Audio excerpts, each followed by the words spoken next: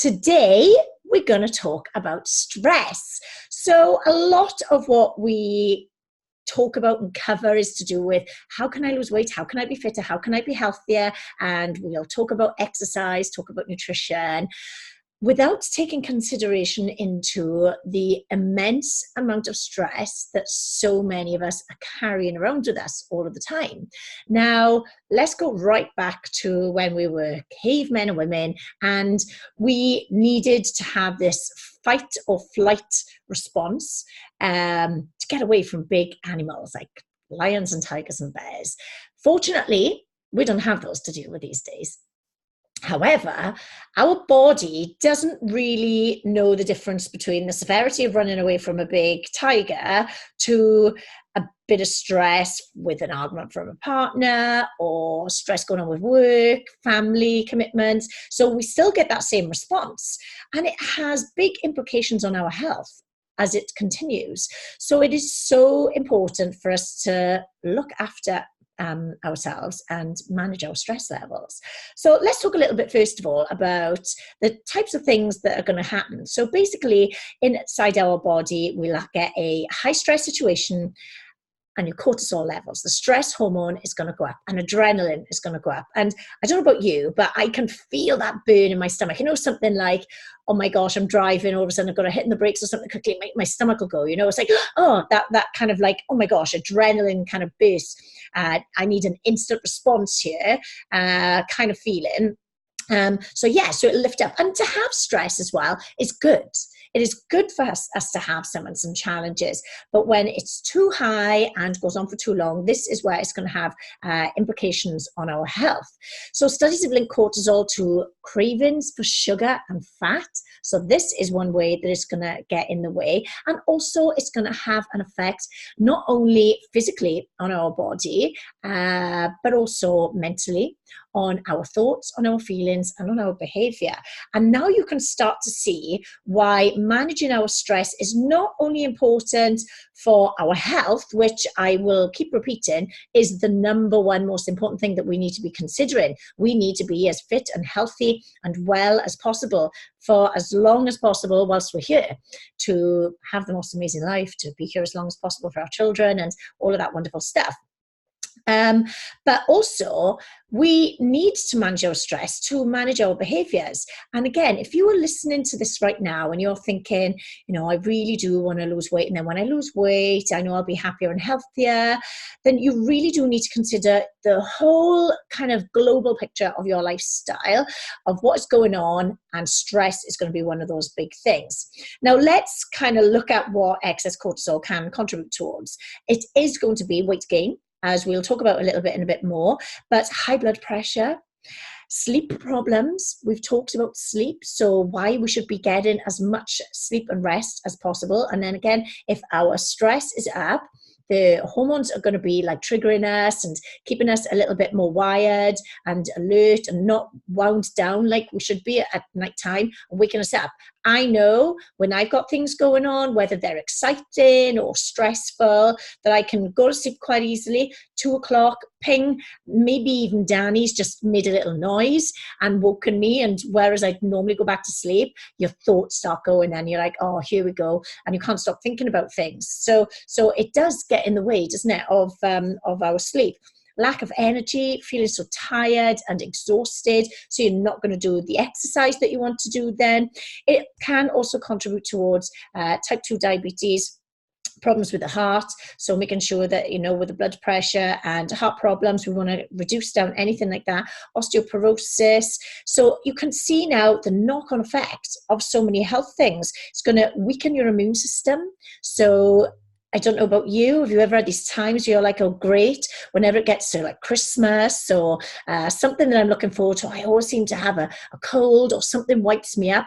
And because like your stress hormones are seeing you through your stressful time, but your immune system gets impacted, and then the next minute you're coming down with something, and physically you have to slow down because you might not be allowing yourself to.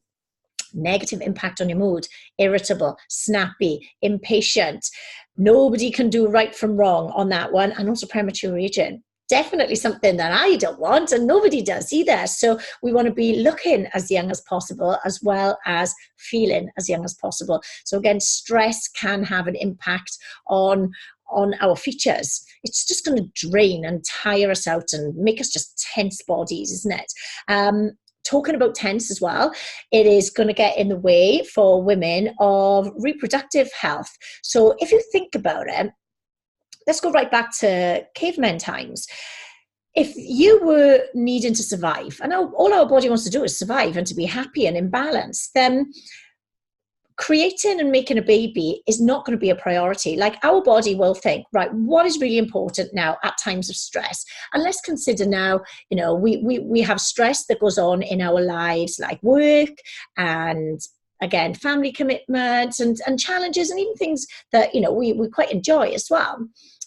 But our body's still going to think of, I need to survive, and things aren't going right here. So if you are, again, feeling stressed out, your body thinks there is something to be concerned about. We need to survive here. So we need to maybe not put so much energy into things that aren't that important right now, and also put more energy into surviving. So reproductive health is going to be affected, because let's say you're needing to survive from the tigers again.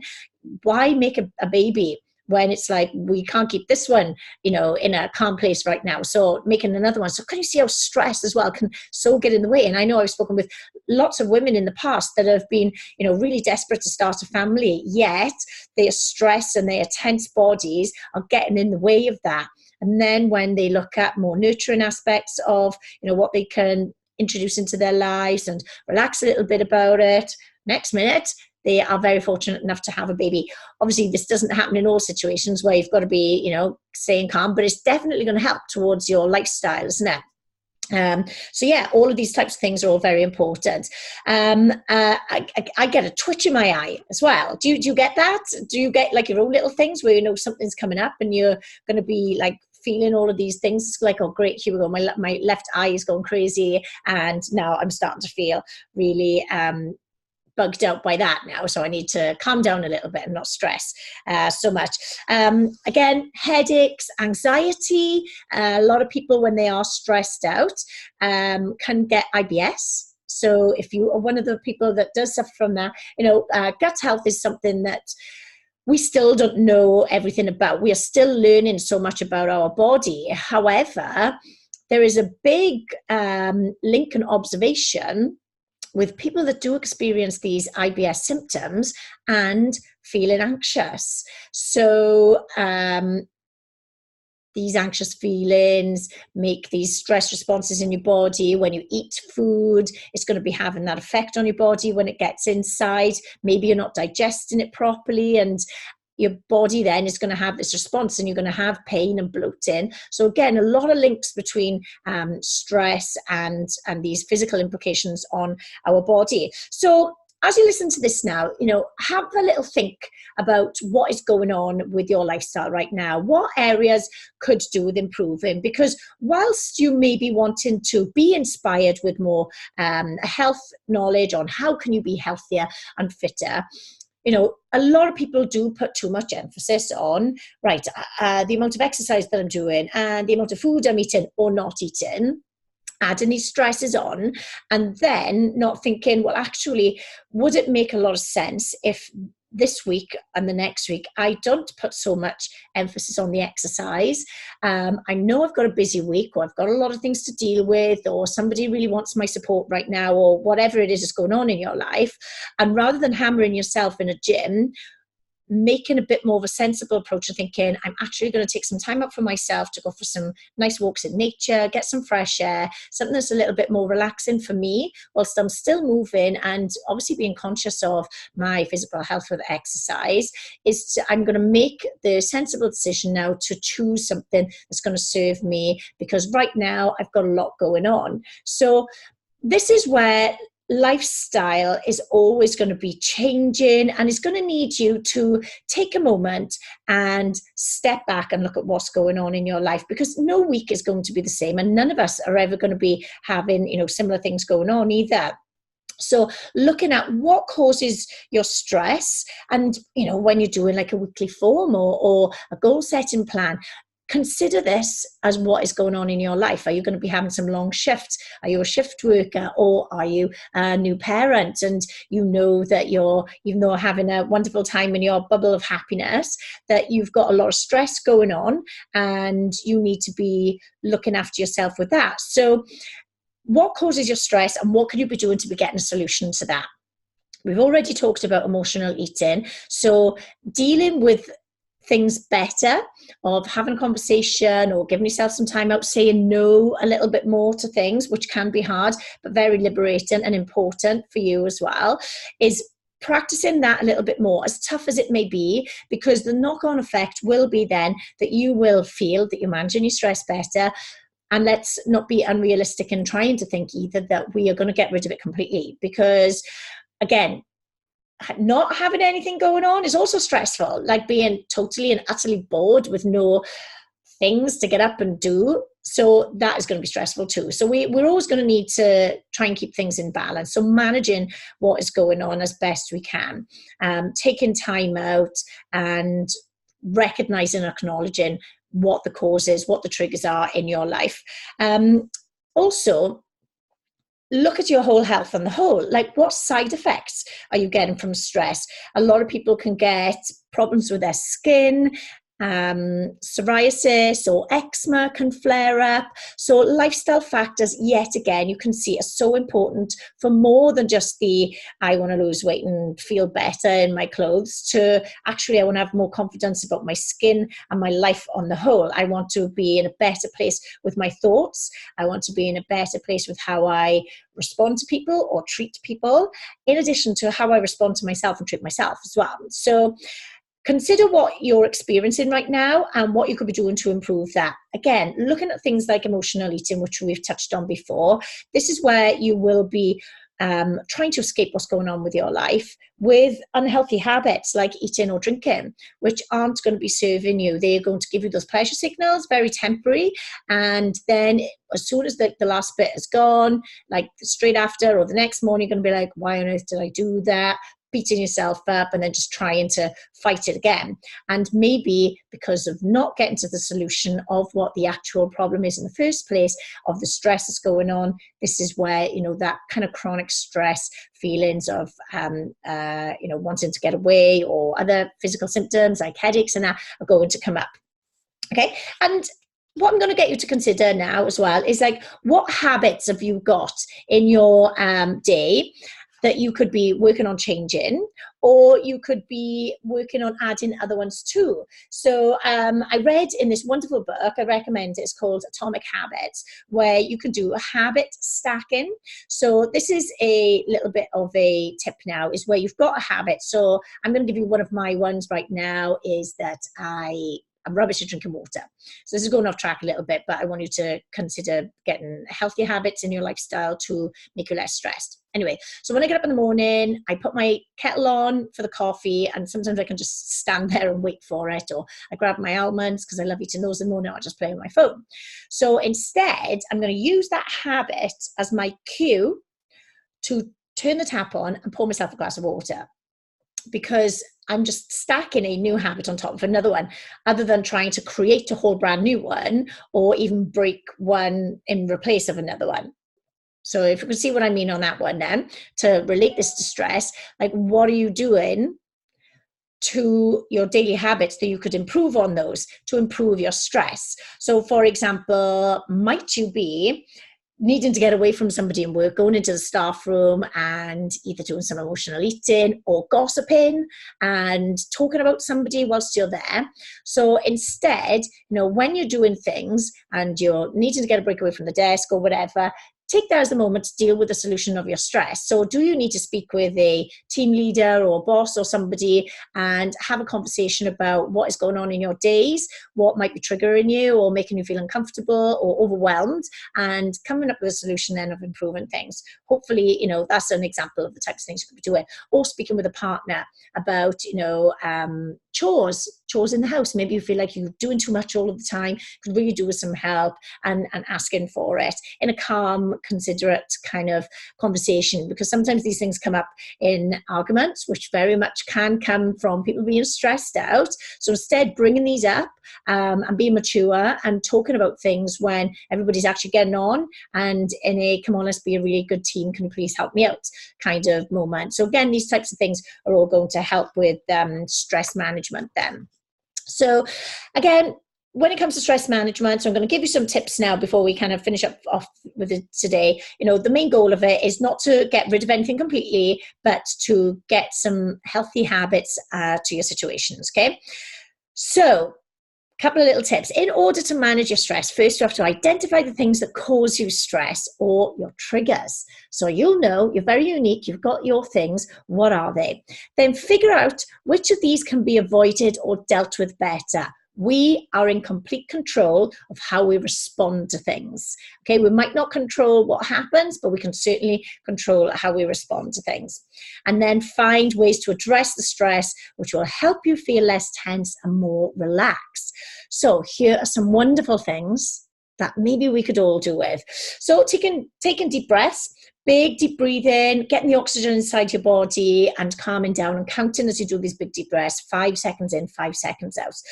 Try and do something like yoga or some meditation, candlelit meditation. How nice does that sound?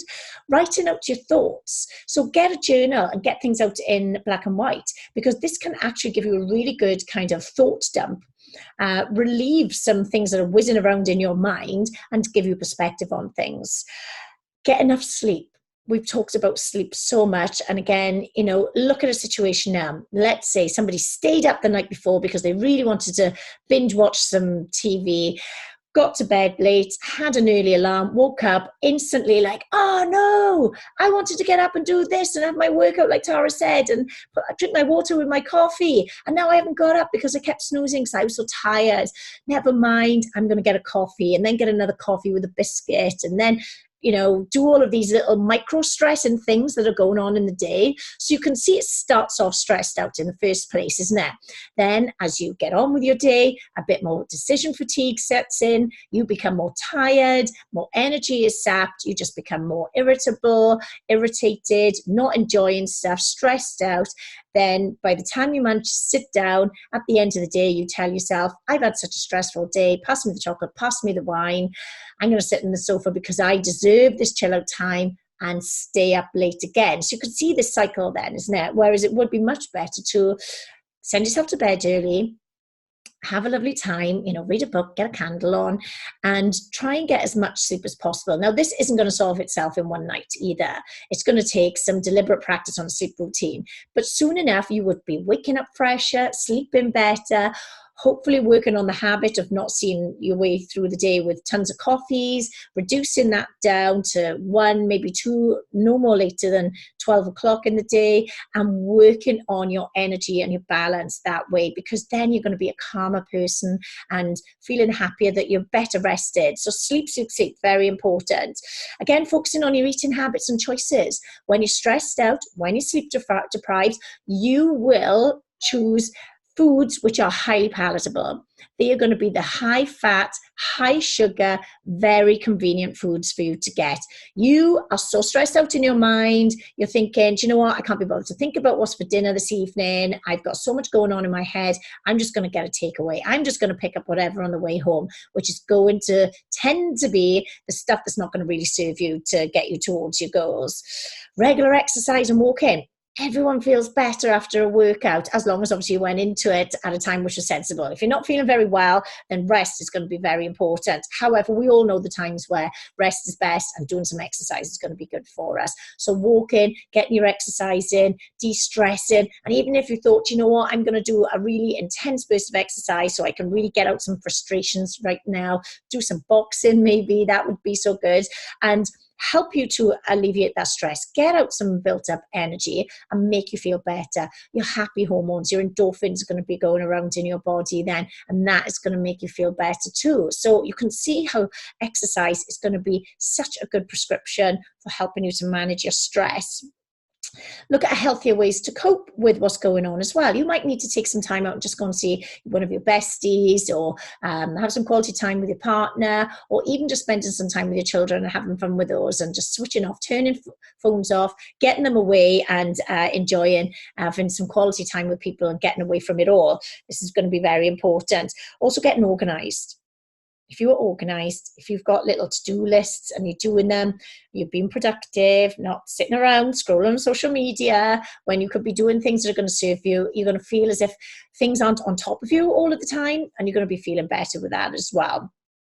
There are also some things I'd like you to have a look at on your phone. If you haven't already downloaded the apps Headspace and Calm, these could be very useful for you. And there is so much going on with these apps that can help you with de-stressing, chilling out, putting things into perspective, and you can do some breathing things that can help you sleep better. There are so many things on there that you can utilize this app and a tool as part of your lifestyle. So what I'm hoping that you can do is use me as part of your inspiration in your lifestyle, some little bite-sized chunks of Tara very often, but I am very much complemented by things like Headspace apps and the Calm app. Listening to these when you're in the car, when you're maybe getting ready to go for work, to work, going for a walk. It's going to be such good soothing stuff for your brain and for your body to help you to manage your stress better. That's for sure.